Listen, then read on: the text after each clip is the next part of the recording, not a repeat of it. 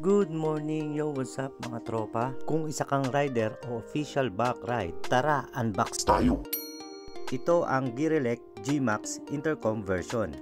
Ang Gearelec ay isa sa in-demand na intercom dito sa market dahil bukod sa mura na ay maganda pa ang quality ng sounds nito. At tingnan nyo ang box, napaka-premium, mukhang mamahalin. At ito ang user's manual na hindi naman natin binabasa. Ito naman ang velcro para sa speaker. At ito naman ang unit, napaka-solid, ang ganda. Type-C na rin ang USB charger niya. At ito naman ang left and right speaker niya na may quality na sounds. Ito naman ang boom mic para sa half face at modular na helmet. At ito naman ang mic para sa full face helmet. Naka CBC noise cancellation na yan. Meron siyang dalawang klase ng mount, ang clip mount at ang adhesive mount, kaya hindi mahirap ikabit. At ito ang isa sa pinaka nagustuhan ko, meron na siyang smart display, kaya hindi na mahirap malaman kung ano ang status ng iyong intercom. But wait, meron pang pailaw yan na pwede mong gamitin kapag ikaw ay babiyahe sa gabi upang mas mabilis kang makita, lalo na kapag madilim ang daan. May 7 modes ang ilaw niyan, pwedeng steady,